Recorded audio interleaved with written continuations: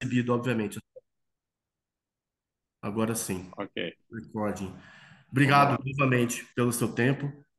Olhei até o seu perfil no LinkedIn, olhei seu história profissional e acho que vai ser interessante essa entrevista. E eu acho que, assim, a primeira coisa que eu acho que é interessante saber sobre esse tema, né, o que a gente tem visto no último ano, né, é um desenvolvimento de uma inteligência artificial mais específica, né, que é a IA generativa, né? E a inteligência artificial já Exato. existe há algum tempo. Acho que seria interessante você, se você pudesse me explicar, até para o nosso leitor, né, a diferença desses dois, né? Porque acho que esse último é o que está Tá. causando mais impacto, né? Sem dúvida, sem dúvida. A pergunta é ótima. A tua narrativa está correta, quer dizer, a inteligência artificial está aí desde 1950 com o paper do Alan Turing, certo? Isso a gente sabe. Ele que acendeu, abriu a caixa de Pandora, quando ele disse a primeira linha do artigo diz assim, podem as máquinas pensar, né? Você pensar que a gente está em 1950, computadores eram maiores que um apartamento de válvulas, né? Não havia absolutamente nada desenvolvido em termos de interface, né? Homem-máquina. Então, ele estava muito à frente. E ele já dizia que a gente estava vislumbrando somente a pontinha do iceberg. Então, de 50 anos para cá, são 70 anos, né, de desenvolvimento, até chegarmos hoje a uma popularização da inteligência artificial. Não que ela já não estivesse aí, André, porque aprendizado de máquina, que é olhar dados, identificar padrões e fazer predição, que é uma área da inteligência artificial, já está conosco há décadas. Por exemplo, previsão do tempo, é basicamente isso, né? E a gente usa no celular e ali por trás disso está a aprendizado de máquina, que é uma sub-área de inteligência artificial. Porém, nós chegamos num momento em que a gente entrou no aprendizado profundo, que é o uso de redes neurais de forma absolutamente massiva. Já haviam aplicações também usando redes neurais no passado, mas não com essa escala que a IA generativa usa. Então, quando a gente vai para um aplicativo, por exemplo, como o Midjourney, onde ele usa o Stable Diffusion, que é a tecnologia por trás de Midjourney, hoje também por trás do DALL-E, apesar que o DALL-E começou com uma outra rede neural que era as GANs, né, que era as adversárias, e depois migrou para Stable Diffusion, que é mais eficiente em transformar texto em imagem.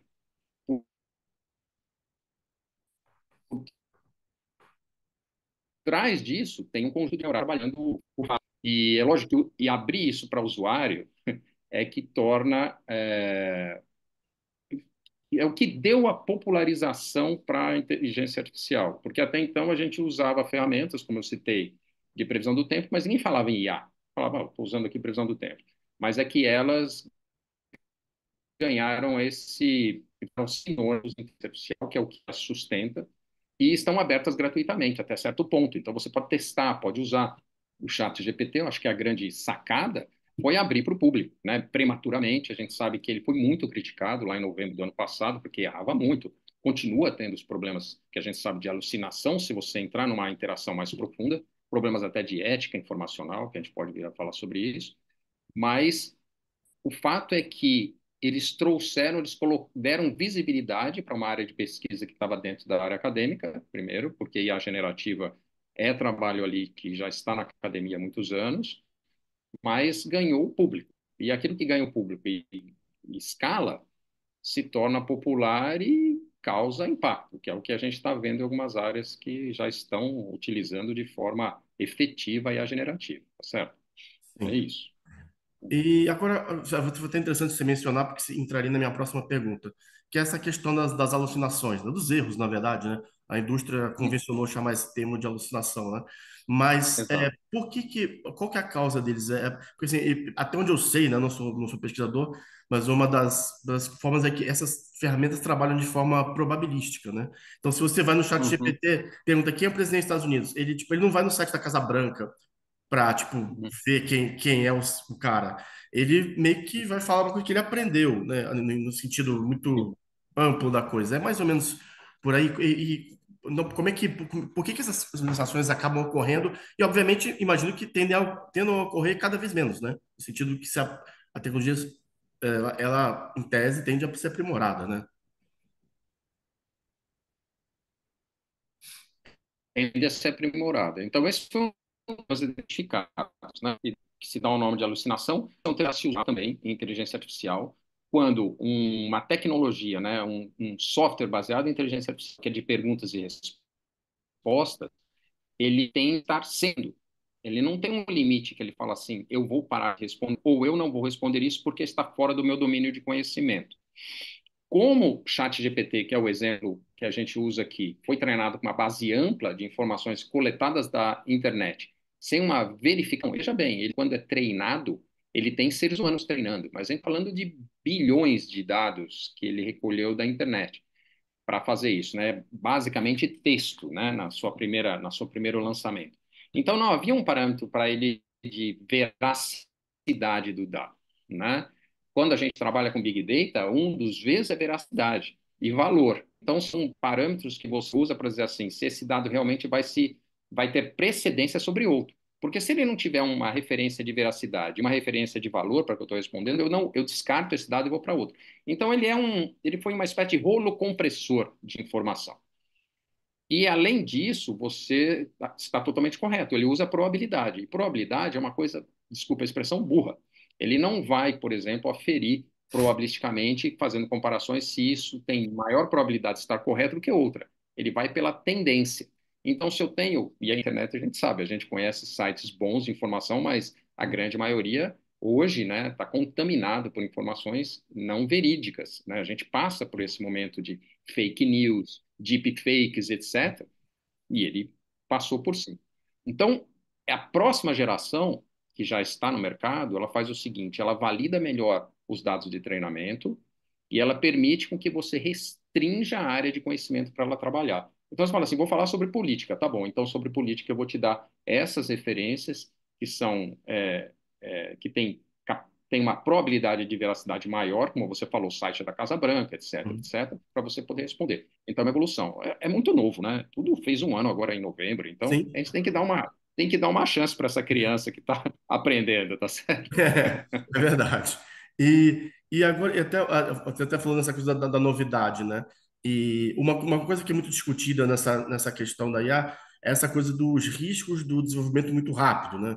Então, até nessa questão da OpenAI, essa confusão toda que teve lá, Sim, houve rumores de que o Sam Altman não teria informado ao board sobre uns desenvolvimentos, umas ferramentas, e que o board da OpenAI é muito cioso dessa questão do sim. desenvolvimento ético e responsável da IA, né? E existe essa questão dos riscos, né? Mas assim, você pode assim tangibilizar um pouco mais essa questão dos riscos, porque às vezes fica uma coisa, um cenário meio Skynet, assim, né? Que riscos são esses, né? Que riscos de você desenvolver uma IA de forma rápida? O que isso pode causar em tese, né? Porque fica uma coisa meio, às vezes meio É ficção etérea, né? científica, né? Os riscos, É, porque fica. O que é o risco, né? é, Quais são os riscos, né? Porque você tem diferentes riscos quando se trabalha com qualquer tecnologia, não só com a IA. Então, assim, a IA é vitrine hoje, é vidraça, então está todo mundo jogando pedra na IA.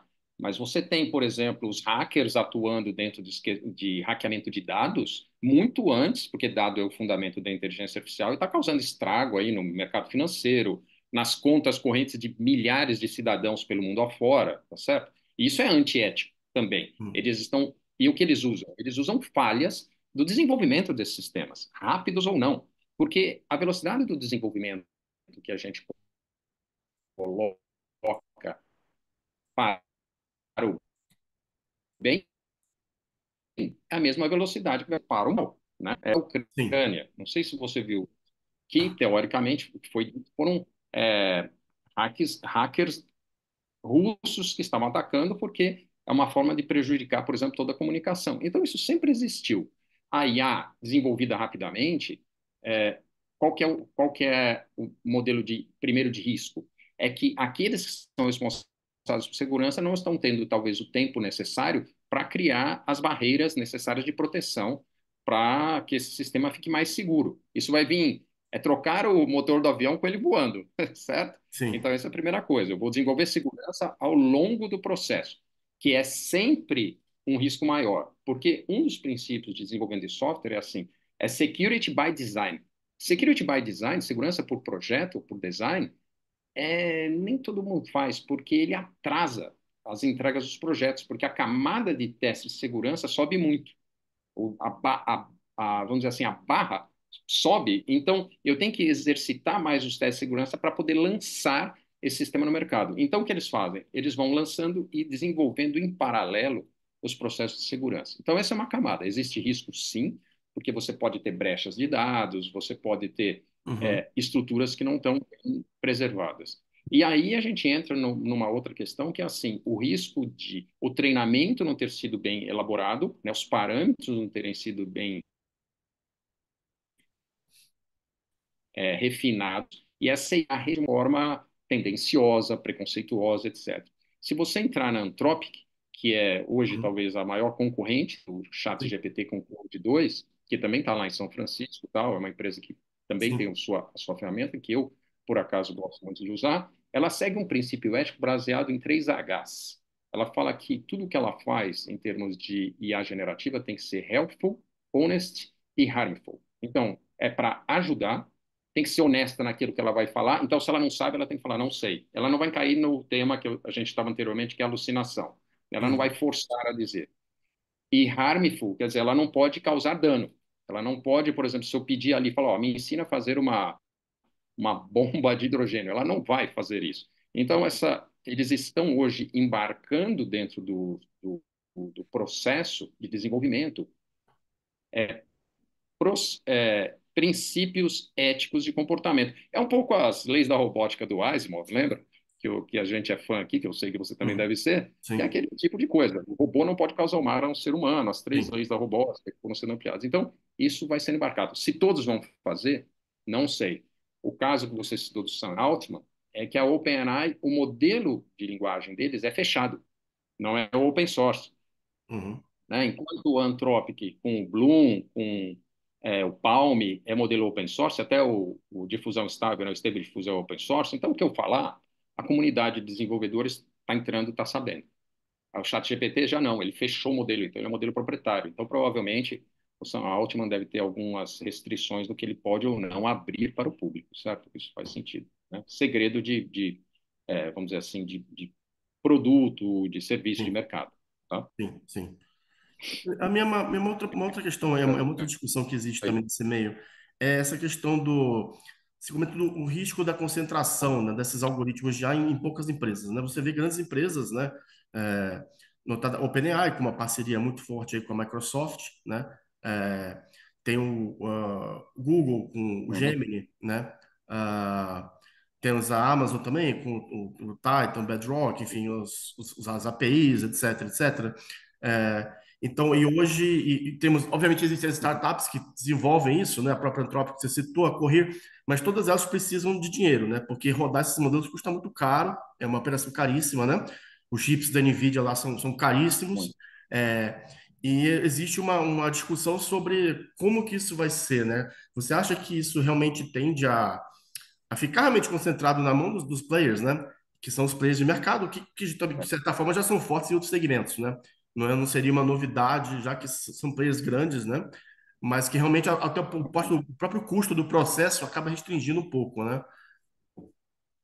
Foi interessante porque nessa entrevista eu perguntei para o Claude os custos, tanto computacionais quanto financeiros, de desenvolver um modelo grande de linguagem. Ele deu de 3 a 5 milhões de dólares só em fase de treinamento. Mas isso pode dobrar facilmente. Fora tudo isso que você falou, e esses 3 a 5 milhões é tanto recurso computacional quanto de pessoas também, né?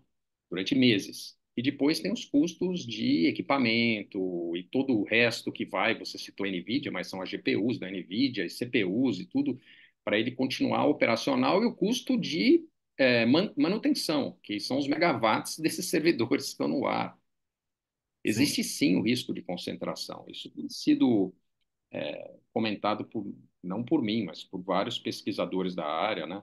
sim, Que eles têm dois desdobramentos disso. Primeiro, eles dominam um segmento de mercado, colocam um valor que restringe isso para grande camada de primeiros usuários. Então, à medida que vão se desenvolvendo novos modelos, você vai ficando com um modelo muito atrasado, que ele não tem todas as capacidades desse, tá certo? Já está acontecendo isso, inclusive, em alguns modelos.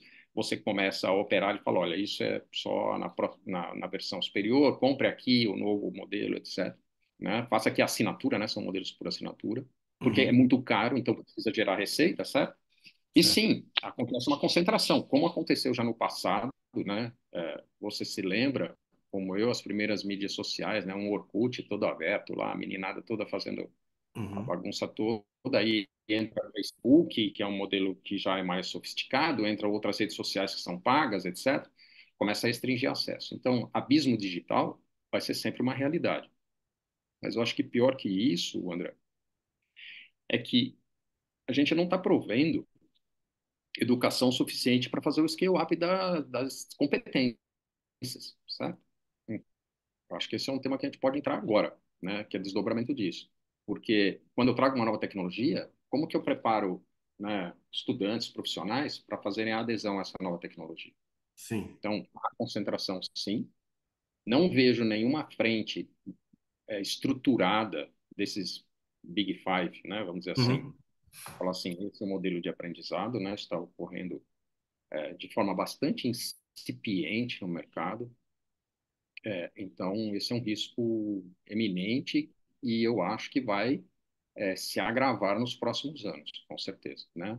Porque ele é caro para você consumir e é caro para você manter. Então, não é só a concentração do conhecimento, mas a concentração para poucas empresas que vão ter condição de usar os modelos de forma eficiente. E aí a competição no mercado pode se tornar desigual, né? Por conta de estarem usando uma tecnologia de ponta que nem todos têm acesso. Com Sim. certeza é isso. Sim. Então, Você mencionou um ponto aí, está numa pergunta anterior, na verdade, que eu tinha aqui, que é essa questão da transparência, né? É um ponto que se discute também hoje com relação a esses modelos, né? Ou seja, a partir do momento que você adota o modelo de inteligência artificial para a sua empresa, você vai pegar uma versão de um modelo X, vai colocar para ajudar a sua empresa e tal, que nível de transparência, né, você tem sobre como essa ferramenta funciona, e como que você... E você até mencionou que os modelos da Anthropic, se não me engano, já são mais transparentes, e do chat GPT é um pouco mais fechado. Você acha que esse tema da transparência vai ser. Esse mercado tende para essa coisa de mais transparência ou de menos transparência na questão dos modelos, né? Nós temos os modelos mais transparentes e menos transparentes, mas o mercado em si, você acha que tem uma direção ou vai ser. Ou vão conviver esses dois modelos aí? Enfim. não, o mercado tem uma direção sim, porque já apanhou muito, né, quando começou o uso e desenvolvimento de aplicações baseadas em aprendizado de máquina usando dados dos cidadãos, e aí veio o GDPR, veio o LGPD e deu uma segurada.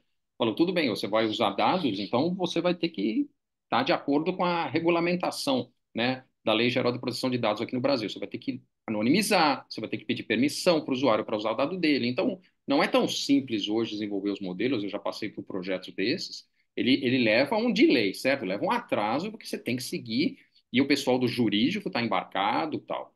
A empresa consciente hoje, ela vai até um nível a mais, ela vai criar um comitê de ética, que vai acompanhar o projeto do começo ao fim. E aí cai nessa questão da transparência, porque assim, se eu vou usar dados da minha empresa, seja de produto, serviço, seja de atendimento ao cliente, etc., para processar dentro de uma IA generativa, para daí ela me trazer insights, eu preciso saber onde é que está ocorrendo esse processamento. Então, você pega hoje empresas como a AWS, né, que é da Amazon, ela tem um modelo que ela fala assim, não, a gente está numa nuvem específica, os dados que são seus e estão criptografados. Então, o que vai acontecer é que as empresas que estão adotando, que era o perigo no início, né? No início, há um ano atrás, eu vou usar o chat GPT para processar. Então, eu mandava código, fonte, processava junto, desenvolvia código junto, mas ele estava guardando isso, tá? Então, hoje o que se faz é, eu vou criar uma API, vou apontar para onde eu quero, para minha nuvem ou para uma nuvem restrita, Uhum. criptografar isso e trabalhar. Então, essa é uma tendência hoje de mercado muito forte. Ninguém vai entrar nessa dança de forma inocente, pensando assim, eu vou processar dados no até porque fere as leis de de informação do uso, né? Sabe, corrido ao redor do mundo, processo, Certo. as empresas estão right, e a coisa está acontecendo, não está parado não. Então, Certo. Deixa eu só dar uma pausa, deu uma picotada aqui, deixa eu só. Agora voltou. Voltou aqui minha conexão. tá, Uma outra pergunta que eu tenho, tá. na verdade, assim, talvez assim, é, que é para o ano que vem, né? Eu não gosto muito dessas perguntas muito. para o futuro, daqui a 5, 10 anos, porque vira uma coisa meio futurologia, né? Também não. A pessoa fala É, daqui a 10 eu não tenho aisso, bola de cristal em assim, cima da isso minha eu não escrivania. gosto. Mas eu acho que assim, pro ano que vem, né? Eu Para tenho um 2000, opa, livrinho desculpa, aqui de café. só te cortou. Tô vendo o café aqui. Viu? Agora tô vendo. É, tá. Peraí que cortou você. Voltou, voltou, voltou. Voltou. Então você estava contando Tá. justamente isso, né? Que essa Eu não coisa de tenho bola de cristal aqui não, viu, André? Eu sempre exatamente. falo que... Exatamente. Então, não, a pergunta não é bola de cristal, uma pergunta muito, muito assim, pé no chão, assim, e para o ano que vem, né? Para 2024, né? É, Uhum. como que você acha que esse mercado vai se desenvolver? Você tem Ah, melhoria das aplicações, você tem novos modelos surgindo, né? O Google vindo aí com o Gemini, multimodal, existe essa discussão dos players, né? Existem as startups que estão aí, Anthropic, a Cohere, é, e empresas cada vez mais adotando esse tipo de inteligência dentro dos seus ambientes, né? O que que você acha que para o ano que uhum. vem, o que que vai ser mais discutido nesse mercado aí de inteligência artificial? Tá, vamos lá. E eu tô com você, primeiro, só essa questão do futurologia, né? Ninguém previu o chat GPT, previu? Não, ninguém. Ao ano passado, só foi 2022. Em 21, vamos por um ano antes, de todos os futurologistas do mundo, de todos os. Olha, eu gasto 65% do meu tempo aprendendo e estudando. Você também, como jornalista de tecnologia, você sabe, aumentou Uhum. muito o que a gente tem que estudar. Você leu alguém falando, vai vir uma inteligência artificial que vai, só isso, ó, transformar texto em imagem. Só isso. Zero. É. Então, eu não caio nessa armadilha de ficar fazendo. O Harari, que é um cara que eu super respeito, quem está aqui na biblioteca, oh meu Deus, o cara fica prevendo coisa que daqui a um século a humanidade vai mais ver um ano, tá prevendo um século. Então, eu não estou fazendo uma crítica generalizada, mas tem alguns pesquisadores, cientistas que estão dando tiros aí totalmente fora. Então, vamos pôr o pé no chão. O que que vai acontecer em 2024? Vai haver uma convergência, que para mim já está acontecendo, entre robótica e IA generativa, certo? Isso é claro para mim. Quando você pega esse último modelo do Optimus, geração 2 da Tesla, e pega a evolução, né, dos robôs, por exemplo, da Boston Dynamics, então, e são empresas que também estão investidas, estão embarcadas e precisam se provar no mercado que esse novo tipo de automação, vamos dizer assim, ela tem uma utilidade. Então, essa convergência é importante, certo? Né? E é importante para a área generativa no sentido que humaniza aquilo que hoje está ainda no celular ou fácil web. Essa convergência de 2024, para mim, vai ser forte. Já está chegando. Então, assim, eu vi parece agora que a Alexa vai. Não, eu vi que parou a imagem. Deixa eu ver se você tá ouvindo aí. Deu uma travadinha, mas Tá? agora Acho que voltou. Agora voltou. até onde você estava me ouvindo. Porque eu estava entrando em Alexa. Tô te ouvindo. Então, a Alexa que está aí há 8, 9 anos, a Alexa que está aí há 8, 9 anos, ela não conversa, ela só responde.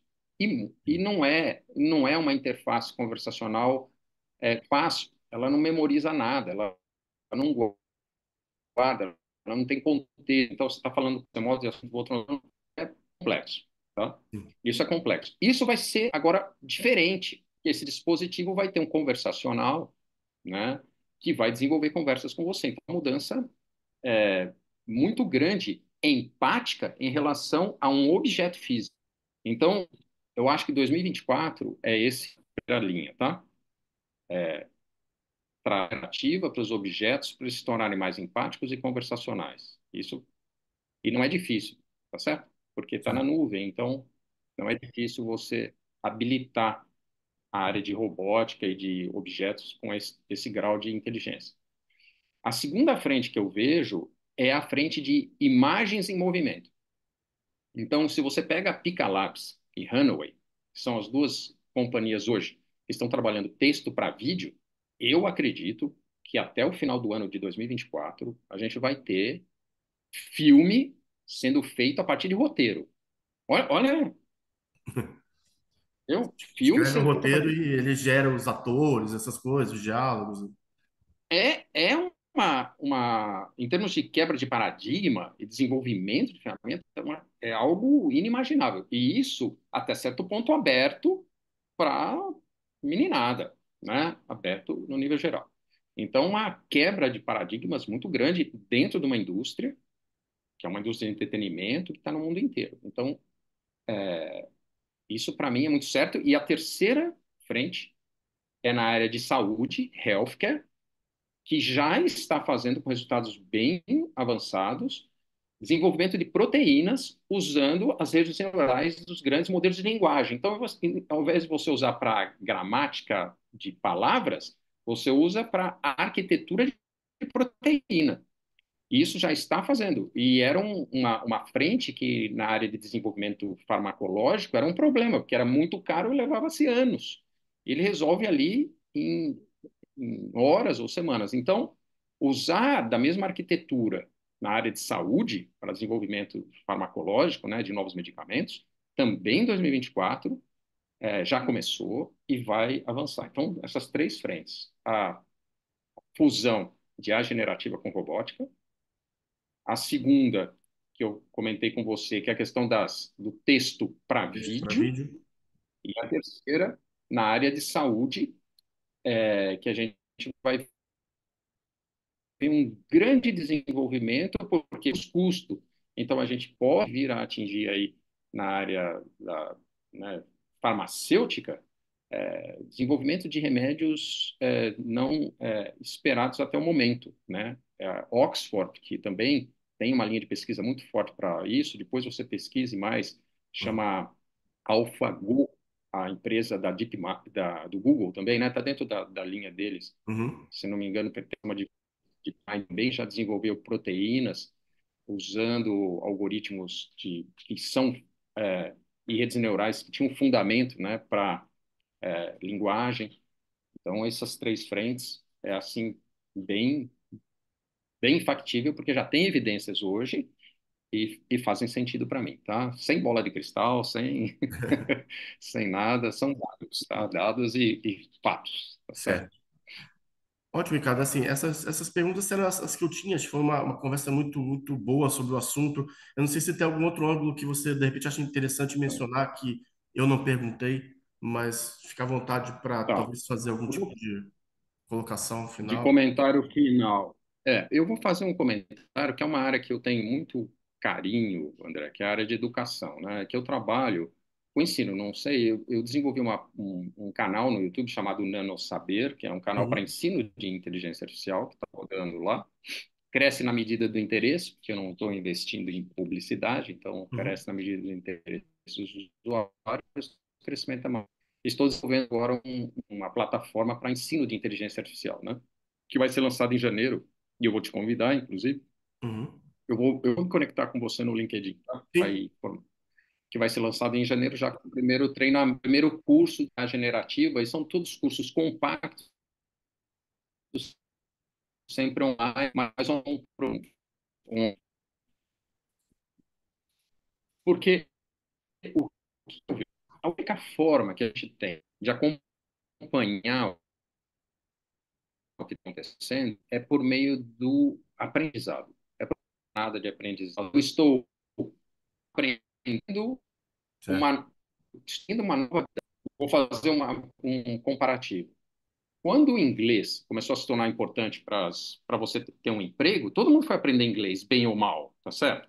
Porque Sim, ficavam perguntando isso nas você sabe inglês? Sabe inglês? Então todo mundo foi adquirir essa competência, essa habilidade. O inglês hoje se chama IA. Então você precisa aprender os fundamentos, etc. Então é o que eu acredito. O nosso cérebro, com nossos 86 bilhões de neurônios, identificados pela professora brasileira, lembrar o nome dela agora. Para aprender. O parado visional inteirinho baseado no modelo neural de visual. Então,